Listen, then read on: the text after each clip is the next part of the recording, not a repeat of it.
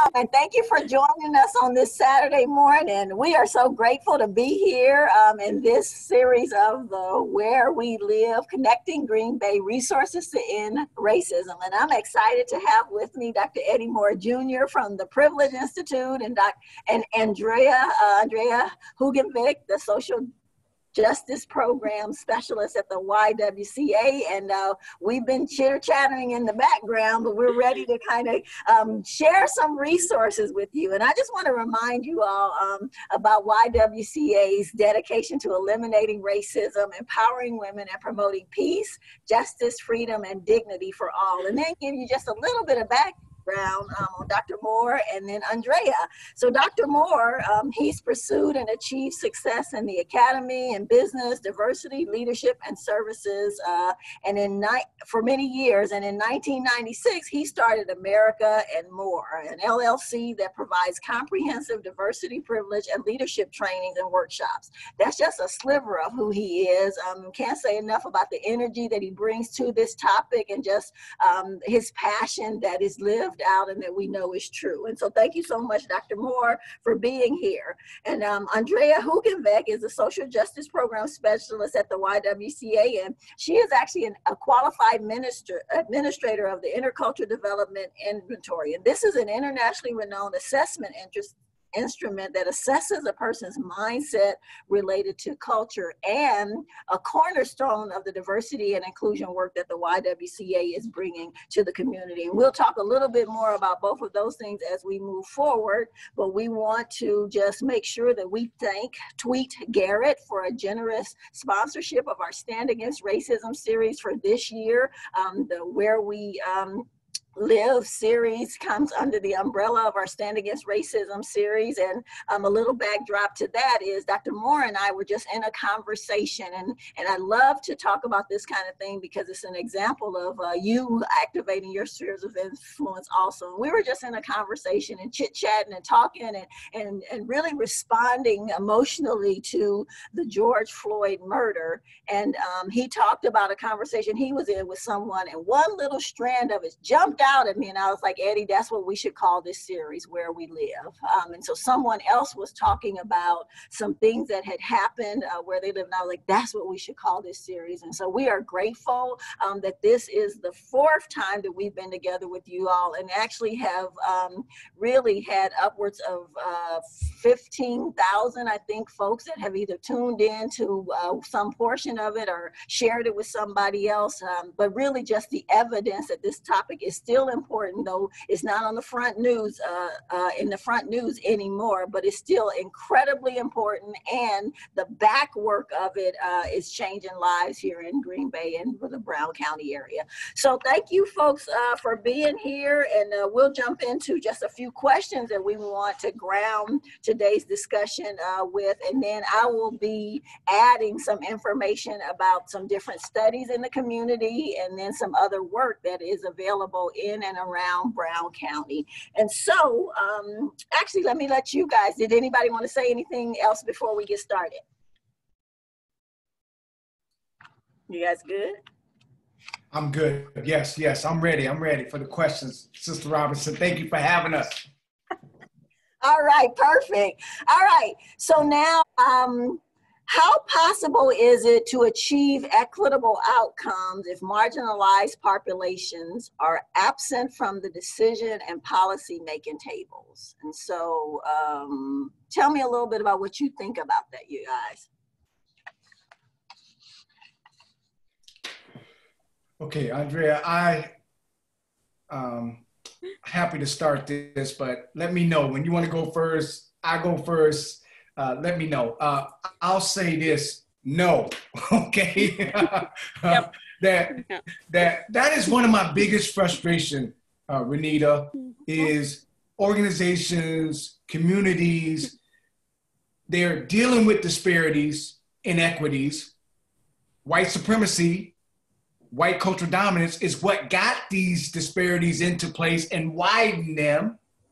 And yet when it comes to solving them, they have the same people who were there creating them, expanding them, involved in closing the gap. And what ends up happening? Actually, we're seeing it in the research. The gaps are getting wider or wider, depending on how you look at it. And I think, and I'm hoping, as we look at where we live, that we get some folks in those conversations that are unlike the folks who put us in that situation. And let me just say this, because every person of color is not necessarily the same in reference to seeing and challenging these kinds of issues. You got to be sure that the people you get on there are going to have people be okay with being comfortable with being uncomfortable. Because I feel like sometimes there are some people in the community that people don't want at the meeting because they're going to cause some discomfort at the meeting. Right. And so I think that the answer to your question is no. You can't close gaps with the same people who created the gaps. And if you're going to bring some people onto the committee, let it be some folks who are going to cause a little discomfort.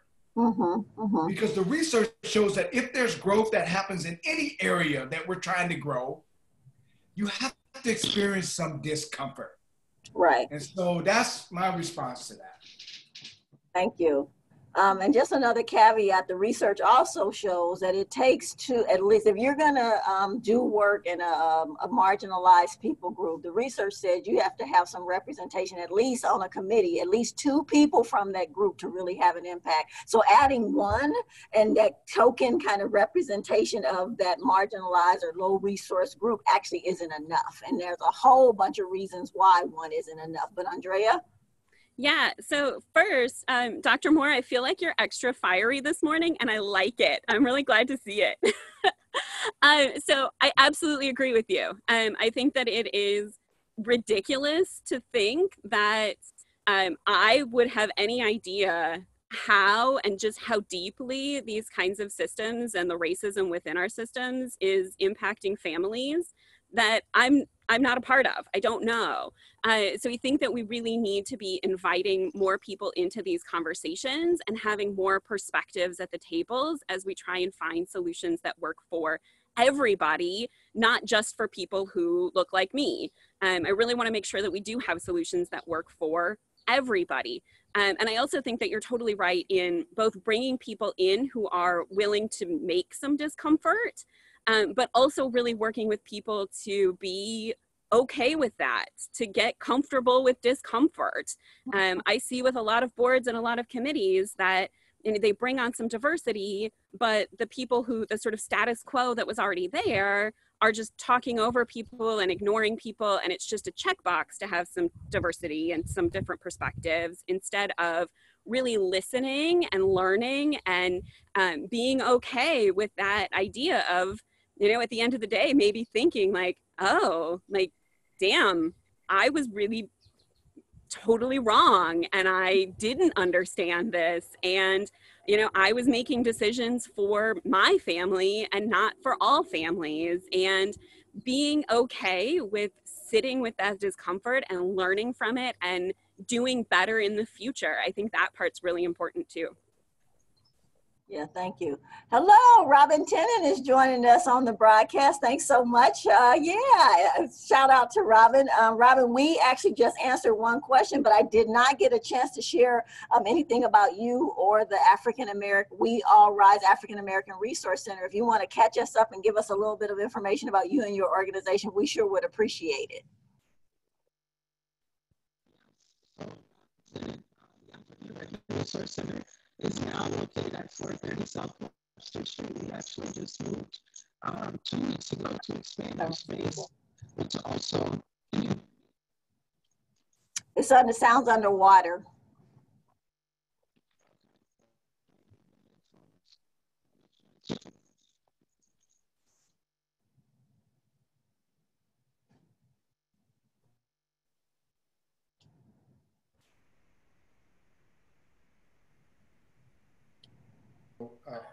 Can you hear me better? Oh, yes. Yep, we can hear you better. Yep. That's it.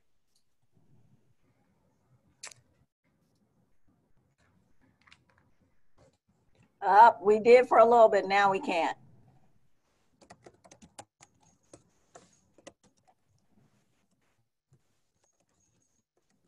Okay, Robin. We can come back to you when your audio works a little bit better. Renita, I just wanted to say one other thing about what Sister Andrea was saying in partnership to my statement is sometimes the people who are causing the discomfort are only speaking truth. It's not that they're attacking people. Like sometimes you don't, and I understand that you don't want people in there that's going to be harming folks and causing, kind of ill will. But if the people that are causing discomfort are speaking truth to power, then that's where the real concern comes in. All right, I just want to add that. I want to give Sister Robin the mic if she's ready to rock the mic. Okay. Ms. Robin?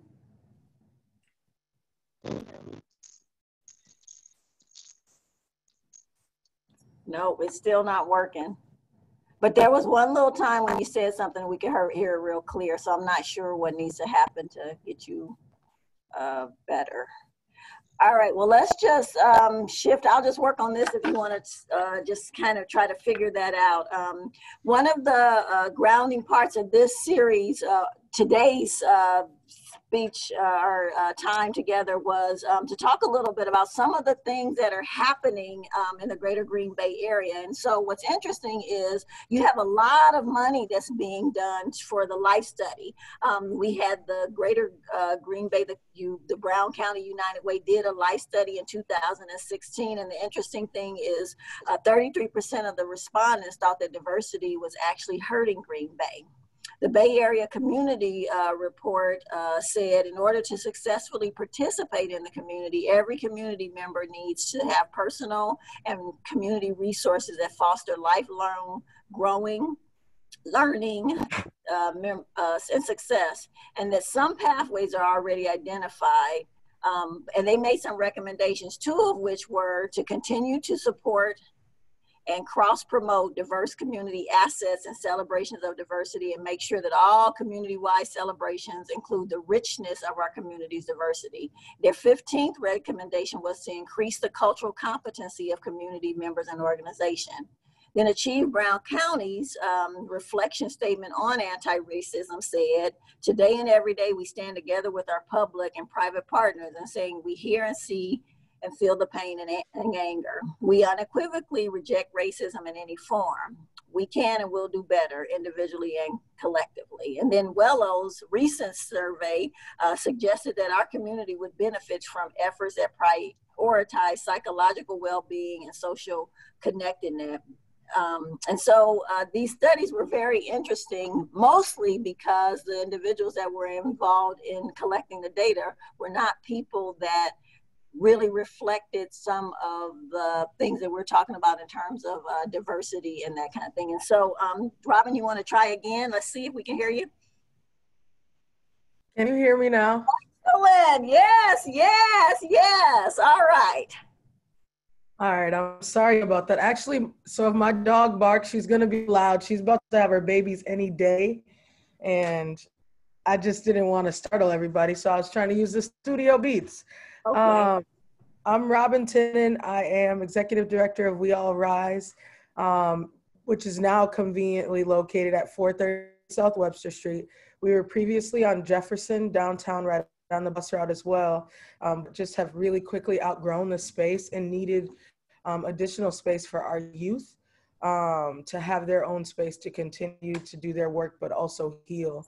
Our vision is to help restore a vibrant African-American community here in Green Bay through uplifting and skill building, but also intentionally targeting the root causes of oppression. Mm-hmm. And so we work with a lot of different community organizations and a lot of different leaders in our community to really hone in on what is best for each individual that walks into our doors. Mm-hmm. And so we serve from young to old, but our focus population is the folks in the African-American community. We do a lot of domestic violence work, intimate partner violence and sexual assault, but also like really wanting to eliminate the tabooness of mental health in the Black community. Mm-hmm. And so any opportunity that we have to get folks into individual therapy or into group therapy, we take. But we know that before we offer any services like that, that are basically historically and traditionally like untraditional in our community, we make sure that the basic needs of our clients are being met. So that means connecting with other organizations that are downtown and in and around our area to make sure that folks are fed, that they can find like transitional or permanent housing, or somewhere to lay their head at night if we can, but also any other resources that they've been looking and longing for that we're trying to help them to achieve alongside them. So it's really about standing in solidarity with our clients, and that advocacy component, meaning if they come into our office, sitting side by side with them and saying, this is how we do it, or how can I help you in our offices? And so a lot of different work happening, but the work is dependent on the client and who walks in, lets us know what they need, but it's all about holistic healing at the African American Research Center. Excellent. Thank you for that.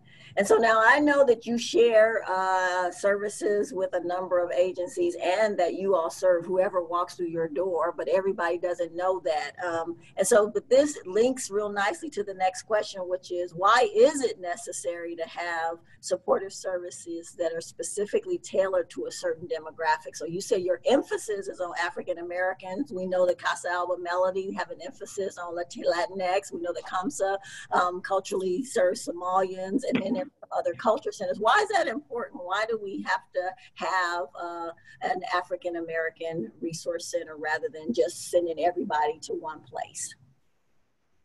Well, in order for us to achieve like true equity, we have to allow space and resources to go to communities in a fair and just way also, right? Mm-hmm. And so what we have learned from our clients is that they do not seek services in our community, not because they don't want to report, not because they don't want to get help when they're struggling or they're unwilling to go to places. It's because historically when they felt discriminated against, they felt like their culture was not represented in the places. They didn't feel like it was a dignifying experience when they sought services at other agencies. And so the importance of having space where you say our focus population is Black folks is so that we can create a dignifying experience for our folks when they do come and seek services.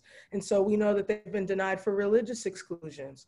And other racism, discrimination, like all those things are real. And so it's really necessary to be able to provide culturally specific services because for our community, like this, it says our name, it's calling out to them. It's putting an all call and putting a focus on the issues that are important in their life. We know that representation matters.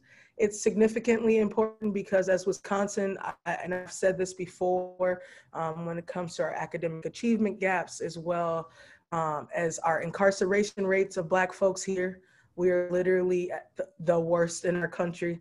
And so I think we have to be the pioneer of what culturally specific and African-American centered services look like. And it's so necessary in our community, and it's not just it needs to be all of us, and it needs to be like radical in the way that we highlight and decide to support, uplift, and celebrate Black lives here. And I think Green Bay is the staple city for that.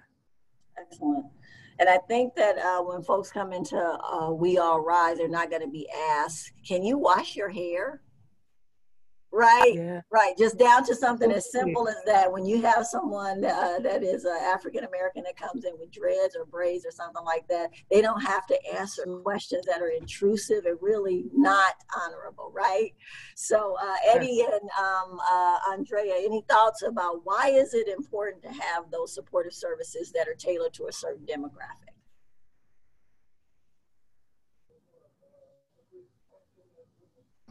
What I wanted to I think I'm going to defer to Queen Robin on that. She nailed it on the head. I do want to mention about that piece you talked about with the life study and the 33% of folks who were saying diversity hurt in Green Bay. You also mentioned the Achieving Brown County, the Wellows research is at the people of color. And I'm not saying we shouldn't be hearing from them, and that's not important. I'm just saying you don't have to do a lot of research if your city started white. If everything that was built in your city was white, for white people, by white people. And what I think is missing that we gotta also simultaneously, as Robin and others are doing the work they're doing, be pushing the people who've always been in the privileged, super privileged, and based on some of the revenue folks are receiving, super, super, super privileged. And what is the work that they're willing to do to help in this repair process? Right. Because it always feels like, Robin, do this. Robin, you take this.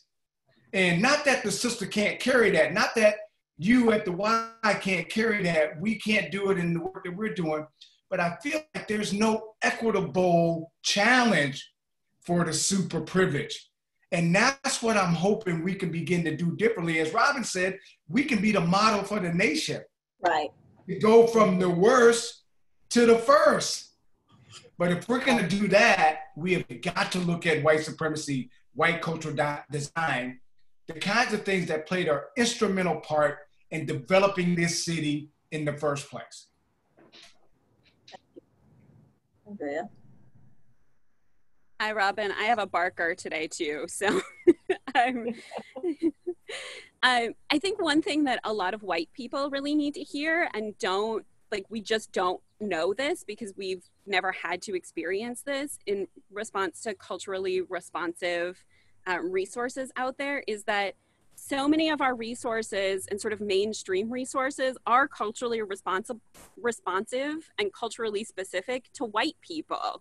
And we don't realize that, right? Like, white folks, we have our culturally specific responses and services out there, and it's called, you know, like the federal government and the Green Bay government and all of the kinds of things that are sort of more mainstream and exist. And that's really so important for us to realize, is that, you know, culturally specific resources out there like We All Rise, like, that's not trying to exclude white people. That's trying to give people the same kinds of resources that already exist for white people.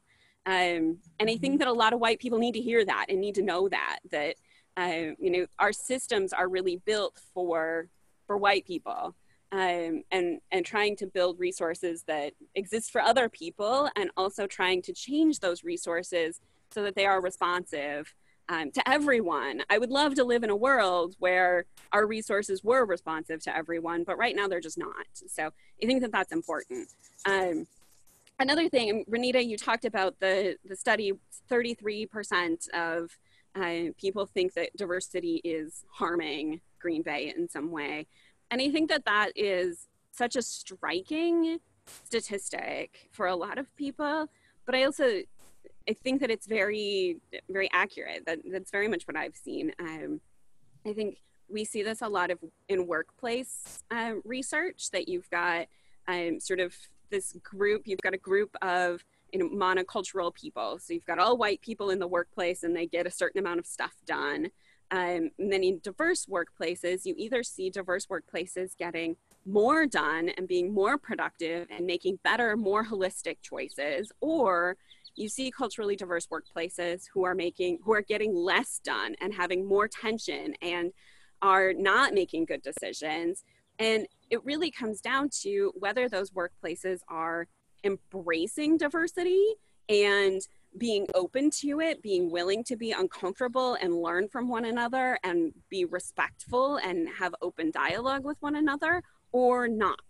And I think that that's what we're seeing here in this statistic, is we've got 33% of the population who is not okay with it, who's not embracing it, and is seeing that this is causing more tension and kind of more conflict that needs to get worked through.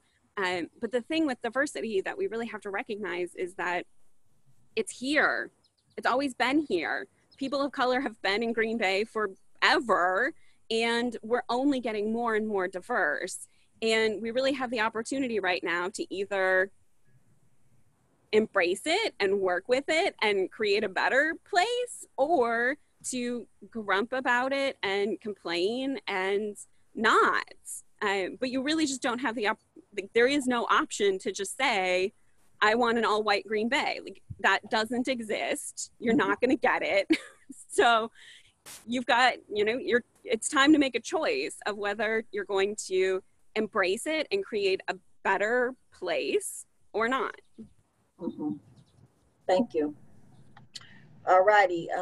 So we had a couple more questions, and I think what people have said in response to these is that they really, really appreciate specific examples and then specific steps. And so would you all kind of share any of the very specific realities impacting racial minorities in Brown County that are related to systemic racism and beg the need for those culturally specific services?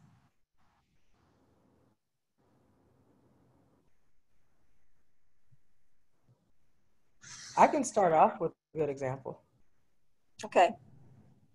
So here in our city, we have some city codes that basically say that landlords here do not have to give a reason for eviction, that they just have to sign the appropriate paperwork and that the clients will have to go to court. And they can face eviction at any point, right? That's one of our city codes. And I'm wanting to learn more about it, but we've been busy responding to what is seeming like a huge crisis in the African-American community.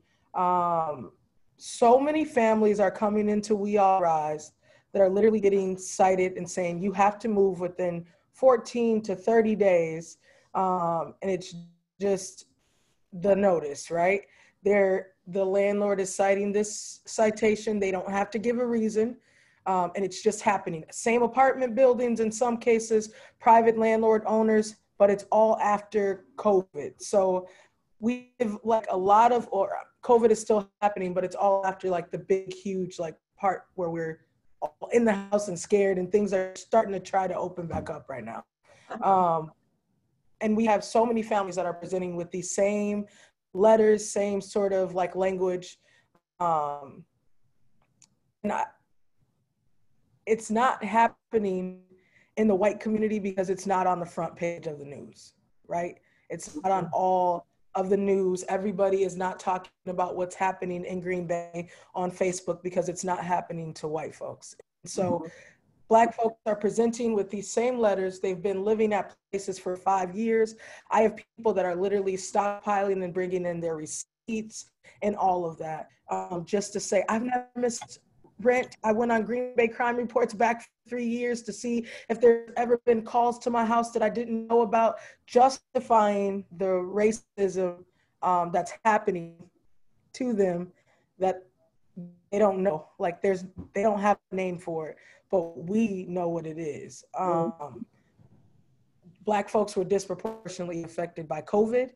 I don't know if it's landlords being afraid. I don't know if it's just the Black Lives Matter movement and the uprising that's happening around the world and them saying, I don't want Black folks in our building. I'm afraid of this happening here, or some sort of encounter.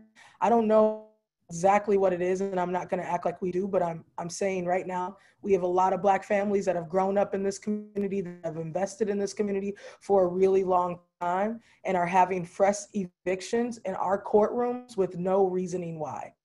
Like the landlords don't have to say anything besides move. And so my issue in the beginning was like, okay, is the property going to go on the market? Like is everybody moving out of buildings? It's random families all over Green Bay that are getting these eviction letters. And I feel like that's one of the really systemic examples of how there has to be no reason, there's no normal protocol so that you know that discrimination and racism is not an effect. It's happening to many Black families, mothers with small children, men that have been living in places for multiple years, and landlords just, there's no reason, there's no paper trail, there's no nothing.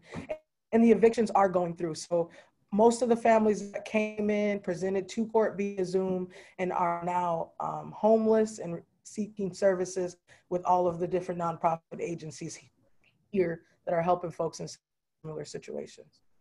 Mm-hmm. Oh, yeah, I'm sorry to hear that that's happening. I want to say something about what you said about if it didn't happen to white people, then people don't think it happened. And you know, when we used to do when I used to work in victim services, we would always tell victims, please make sure you have a paper trail, write it down, because if it isn't written in your court dockets, it didn't happen. And so I think then you have people that are not writing it down and doing news stories on it and making it to the paper for that reason, because then it has the appearance of it actually not being happened and it's not verified according to the types of verifications that people in power respond to and listen to and say, yeah, but that's valid. So that's a really interesting point. You guys, your response or your thoughts on that? Yeah, I was just going to say quickly, I think it's one of the life studies, they published their salaries of the CEOs or the revenue that has been produced by some organizations or received by some organizations due to tourism. I believe the Green Bay Packers, it was 700 million last year, and the CEOs are ranking somewhere in the $2 to $10 million range. That there is a population of privilege and supremacy, if you ask me, that is going unexamined, that is continuing to build wealth. As Robin shares her story, I think we're losing opportunities to hear how these kinds of structures became in place and why we don't have a more equitable system to attacking some of the challenges that our communities. You could have people literally living in this city and never having any contact or knowledge about what Robin is sharing with us right now. Right. And I think that is one of the challenges that has to be simultaneous with the efforts that organizations like ours, like Robin leading the way, are making across the city. But it seems to me some of the most privileged, the most resourced places are going unchallenged. And I think that is most cities that have been developed in a lopsided way at least have some kind of incentivized program. Right. We're not asking for a handout. We're just saying assist us in a more equitable way so that we can provide the kind of repair, because it's not like Robin is dealing with deficit people. It's not like these are bad folks. I mean, folks just got bad breaks, so to speak. Right. And I think that I'm assuming if we gave Robin Tennant $5 million, that she would change people's lives in 5 years, without a doubt. Mm-hmm. And there are folks who are making $5 million a week. Mm-hmm. There are organizations. And I think that we have got to look at the equity in the power structure and the impact so that we can begin to share those resources in a more equitable way so that the folks who are doing work, trying to empower, trying to inform, trying to support, have more resources out there.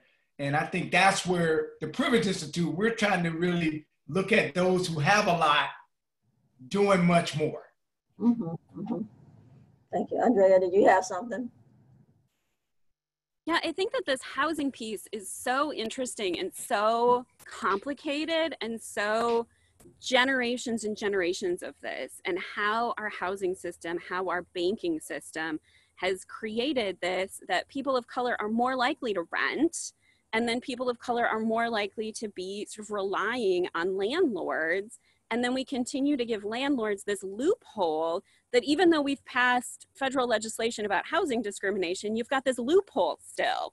You know, it's the same thing with employment, that even though we've passed employment legislation that you can't fire someone because of their race, you know, Wisconsin's an at-will state. So you can fire somebody for no reason at all. You don't have to tell anybody what that reason is.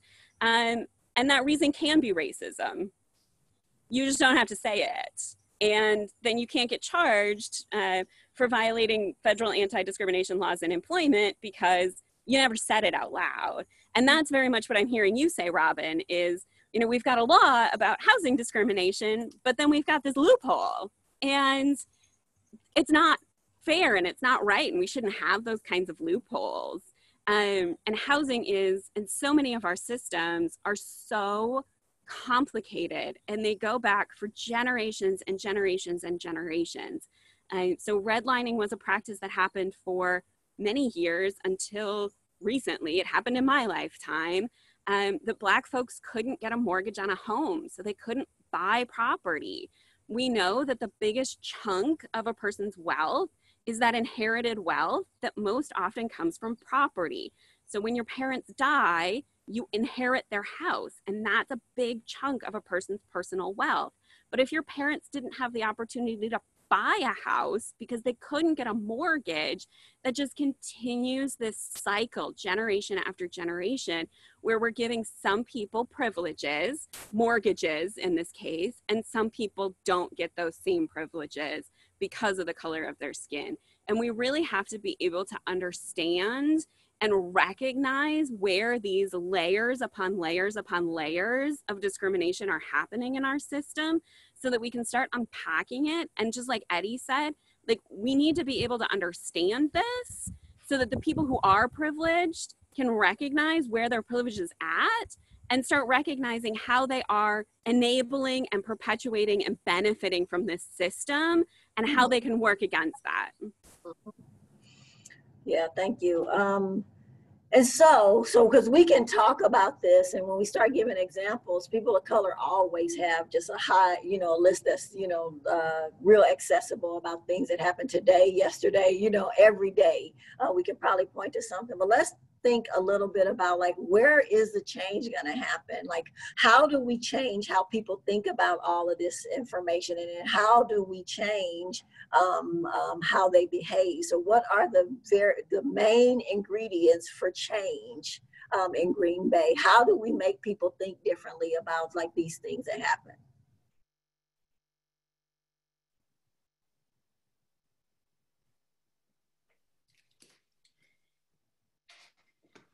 I'll say three things.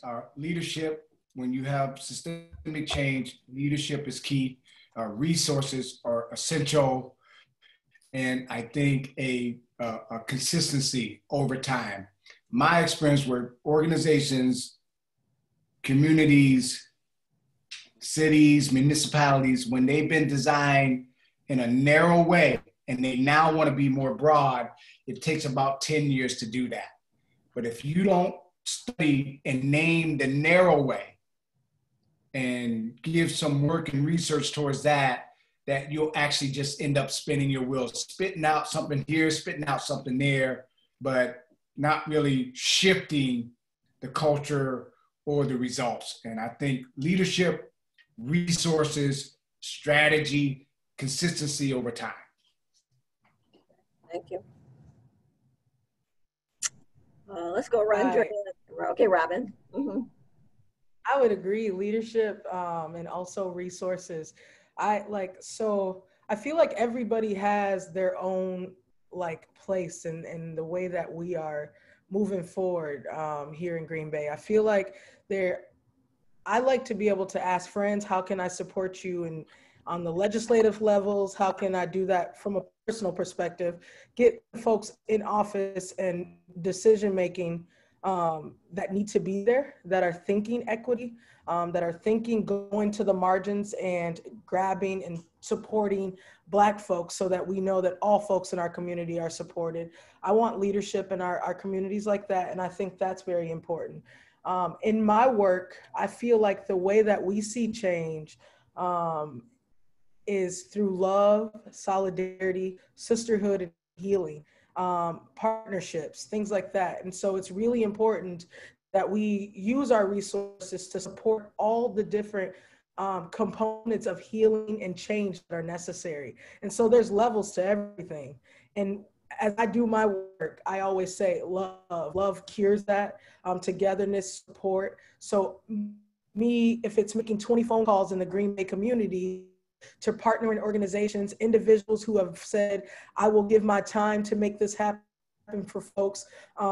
Whoever it is, it's really compiling those papers, those documents, and us as an organization saying, we're going to make those calls with folks. We're going to fight hard. We're going to sleep through this, wake up and do it again tomorrow. It's about love, solidarity, togetherness, healing, and support for us. And I think that's making change happen, because I feel like I've heard this before. You change your mind, you change your life. And some of the people that come into All Rise African American Resource Center, they're saying things like, I've never gotten support like that. Or I come back because I come to do the same thing for others.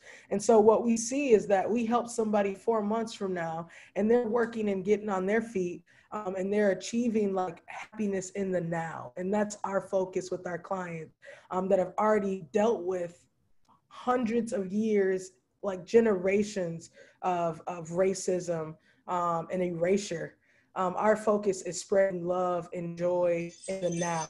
And so they come back and they say, well, 3 months ago, I was in this position. I've come to give my time, or I've come to give treasure so that other people can feel that same joy. For me, that's change. And I know a lot of my friends are powerful in their own right, and they think about the systemic change and the city level, but there's levels to everything. And I want, as we think about changing our city, we think about the folks that are dealing with the erasure and racism right now. How can we put resources where they need so that they're getting support and as quickly as possible? And that's the Band-Aid that some folks are talking about, but love is not bondage. It's not Band-Aids. Love is in the now, experiencing those things in the now, and realizing that that one choice of like love and solidarity can get a person into therapy, to get a person into making decisions that are differently in their life right now.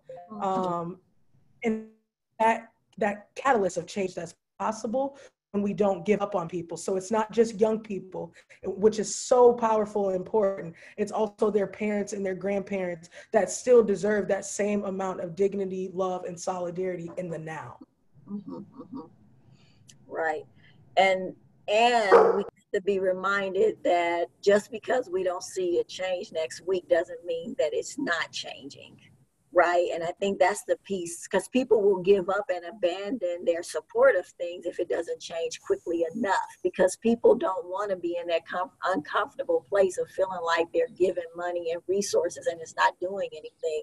But because of the systemic racism and the historical issues associated with all of these years of people being oppressed and not having what they need, it takes a little bit longer to see the kind of change that people who have a lot of the money and wealth and resources, connections, and that kind of thing like to see, so that they partner with us. And I think that's just important. Andrea? Yeah, so YWCA, we're really lucky to be part of a national network of organizations called YWCA throughout the country and throughout the world. And we have a behavior change, or a change model that we use that I think is really powerful, and I think really sort of nicely ties up what Robin and Eddie both are saying here too, that so we look at 3 different prongs to get to change. So one is providing direct services to the people who are affected by the problem. So this is exactly what Robin is talking about, right? Getting people into therapy, providing counsel and resources around housing, providing counsel and resources around employment, childcare, education, so many of these kinds of things, providing direct services to people who are affected by the problem. The second piece that we talk about is education about people who are perpetuating the problem. So we've got a couple of programs coming up on our end in the next year, kind of series programs that I think are really addressing that kind of middle issue of people who are continuing to perpetuate and benefit from the problem. So we've got a great series that Renita has been working on, and the first one is up live already. Maybe the second one's already up live, called No Wrong Thing, which is really a conversation, and it's going to be really helpful. Really?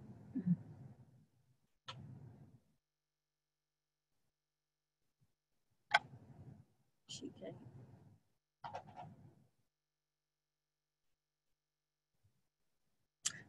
All righty, she'll come back on live, but she was just going to speak about some of the things that are happening. We have the No Wrong Thing, and really it is a series that we are making available so that folks that are scared to death to ask questions that they don't have the answer to can call in and have those questions brought to the fore in a safe environment. Our Safe Stand Against Racism series is similar to that. It has been around for a little bit longer, where we're trying to create spaces where people who would otherwise not be together in the same room are together, and they are recognizing how similar they are rather than how different they are. The big thing about that is creating kind of that safety for that. We also have recently received a few grants that are specifically tailored to youth of color, and making sure that they have spaces to do some of the work around health disparities, to get to a place where they understand like the things that are in their capacity to change so that they can be healthier as moving into adulthood. And then we have a grant with the city actually to work on racism and health disparities. And so we have this perfect storm of things coming together that are going to be informing some of the programming that we're doing that will point to the perpetrator, and will be educating the community and really eliminating people's ability to say, I didn't know, because we know we hear that oftentimes when people are feeling shameful or feeling guilty, they either say, I didn't do it, or I didn't know. And so the YWCA is endeavoring to make sure that we're doing the education in that piece. The other part, the third prong that Andrea was talking about in terms of our national platform, of course, the first is providing services to those directly affected by the problem, the perpetrators of the problem, and then of course the resources are very similar, because the resources shows up in all of the other one. Is creating these resources and pointing to the issue in a way that is easily assimilated, so that people then are not confused about the role that they play in it and what they can do to kind of support the changes in those things. And so this particular installment was talking about the resources. Robin has talked a little bit about the mental health piece, which is gigantic when you are talking about serving people of color, because of the stigma associated with being needing mental health services. I know Sinbad used to quip that Black people don't want to be broke and crazy. It's expensive to get the kind of mental health support that racism has made necessary. And I think that we have to talk a little bit about that instead of problematizing the people that are presenting with post-traumatic stress disorder or hyperanxiety disorder, or just a number of different things that are endemic to people of color, in particular African-American folks, but that we have actually just lived with forever and people didn't even know was a thing, right? And so Andrea, I tried to answer your things. And so if you want to jump in on your third point and kind of expand on it, because I didn't know where you were going with that, that would be great. Yeah, sorry about that. My computer just like shut down entirely. I think it's too hot outside at this point. So a couple of projects that we've got going on. We've got that, the No Wrong Thing series. We've got the Stand Against Racism coming up, which is going to be a deep dive in a monthly webinar around some piece of systemic racism. And we've got two real veins in that series this year. One is really unpacking systemic racism. So we've got one around housing. We've got health disparities. We've got one specifically about maternal and infant health disparities.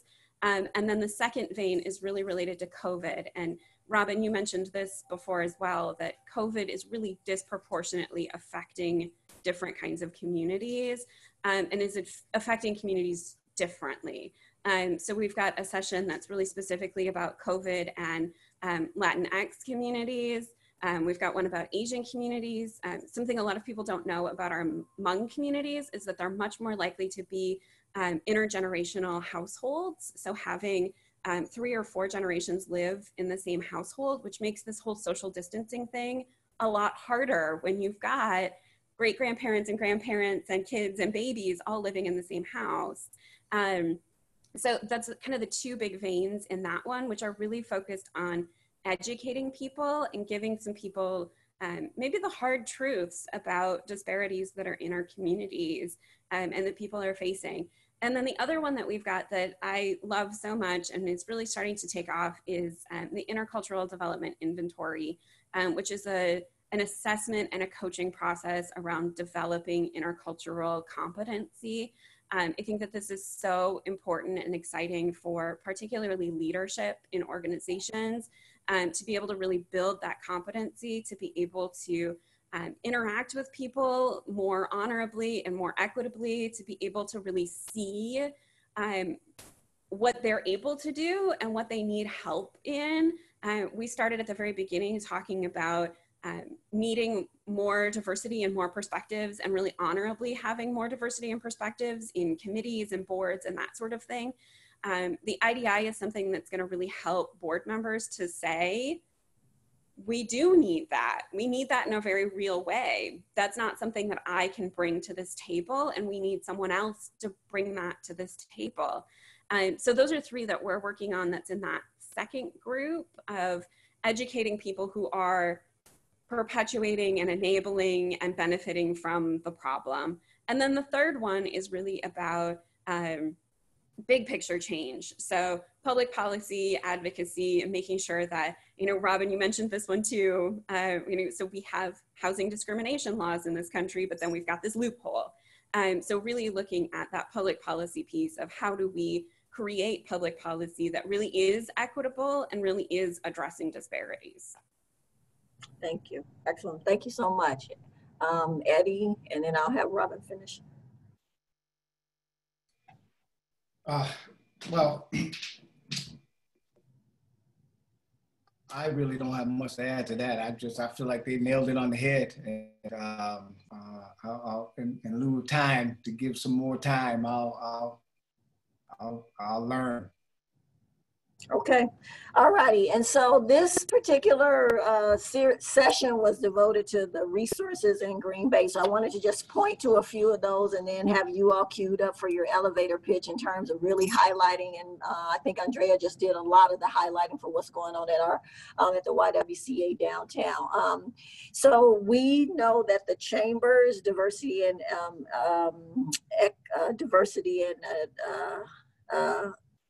inclusion initiative basically has recently launched Initiative 10, and their Initiative 10 is to ensure diversity and inclusiveness, and that is in conjunction with the Diversity and Inclusion Committee that has been gaining momentum in the last 2.5, 3 years, and so they're doing a lot of work. And so I invite you to visit the Greater Green Bay Chamber's website and look into what they're doing there, which includes that Initiative 10 and includes the CEO action plan, and then some work with Toward One Wisconsin.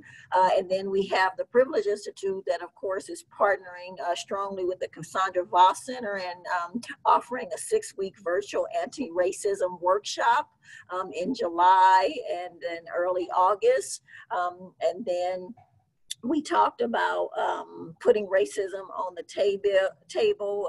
That's the Initiative 1 leadership training one with the Chamber.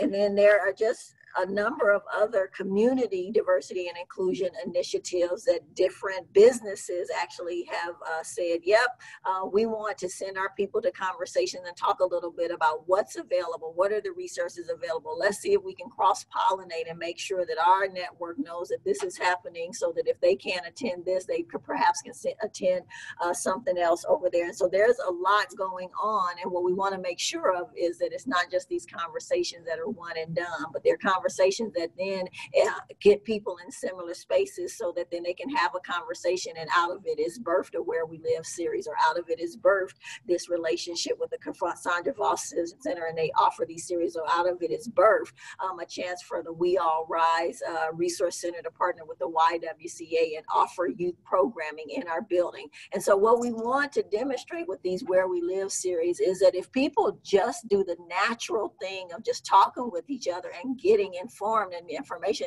these natural organic relationships will emerge. So we want to encourage people to be in community with people who are different from you, be in community with Black folks, be in community with Latinx folks, be in community with GLBTQ folks, be in community with poor, low resource folks. When you do that, what you're going to realize is that there's just a broad amount of opportunities just waiting for you to jump into. I had just 2 more questions. Let me look at the time. We have about 5 minutes, and so I'd asked our panelists to just kind of give an elevator pitch. And so if you all want to jump in and give your elevator pitch real quickly, then I'll round us out right there at the end. Me? Yep, that's perfect. Okay, so I always think about celebrating, supporting, and uplifting Black lives. And so I always want to start with that. I think it's important to realize that we don't need you to tolerate us.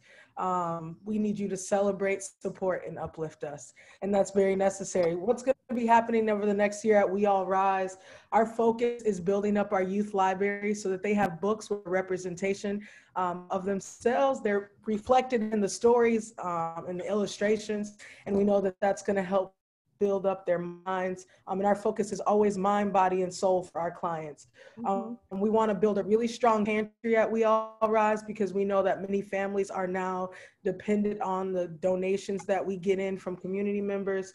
And we want to host a host of community classes throughout every year. And for our families, and particularly what we're seeing is a lot of multicultural families that are now calling our agency that are saying that we've struggled for a long time with this.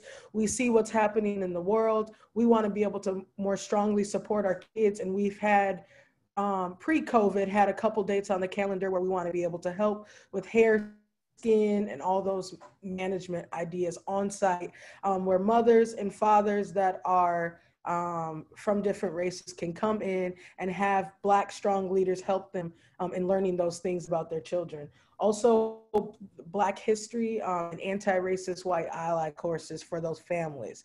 And so all of those folks matter to us. They've been coming to our agency and saying, bring in their children.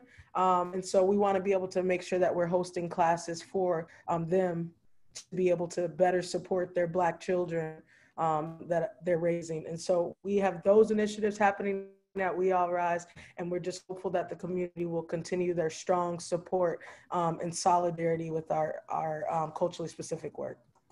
Thank you. Eddie?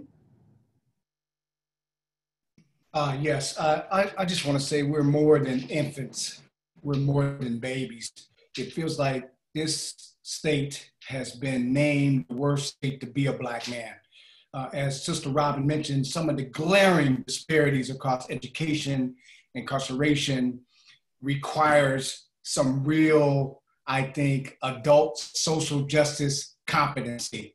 And it feels like to me, after George Floyd, we got people just starting to crawl. I like a good committee. I'm fine with that. Great. I like a good every now and then, but this is not what this time calls for.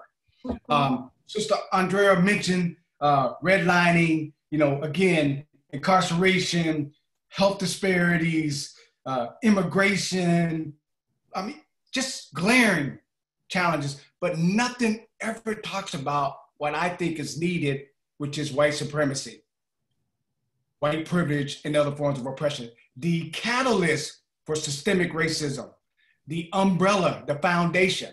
And if we don't study that foundation, if we don't stop crawling during a time where they need us to be at adult competencies, we'll just continue to reproduce the gaps.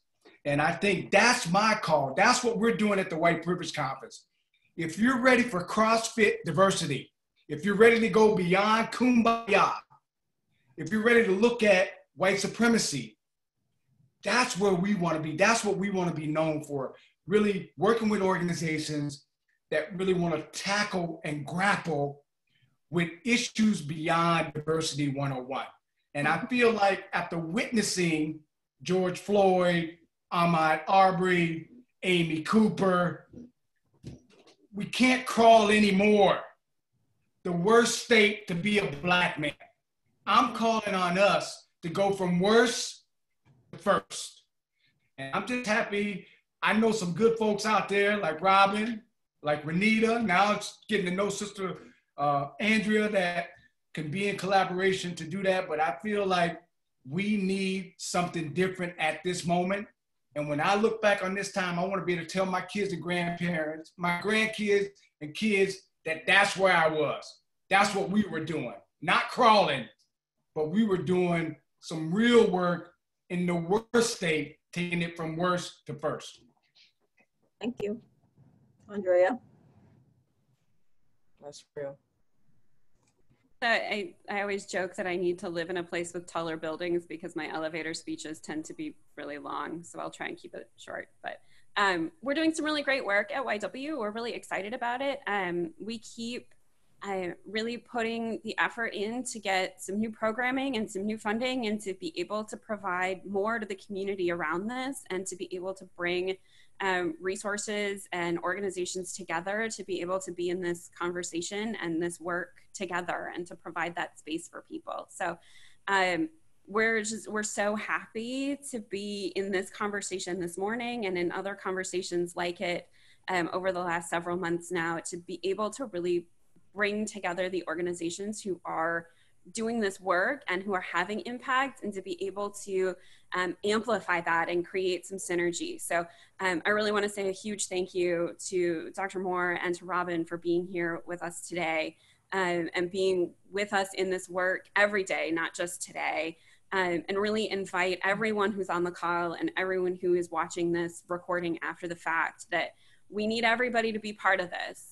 And there is a spot for every single one of you in this work to make this world a better place for everybody, not just people that look like you, whatever you may look like, but to make it a better spot for and a better place and a more equitable place for everybody. So check us out and we will certainly help to find you a spot that is going to be a good fit for you and to help you move forward and do good work and be part of this. And we're all kind of in this together to make this, and we want to all be in this together to make this a better world and a better community for everybody. Indeed. So our time is up for this installment. What to say? Our time is up for this installment. We are excited to be partnering with We All Rise, the Privilege Institute. We thank Tweet Garrett again for their generous donation of our Stand Against Racism series. And we just invite you all visit our websites often and do the next thing. Just do something. Do something where you have a sphere of influence. And thank you so much and have a great day. Bye-bye. Bye. All right. All right, did you?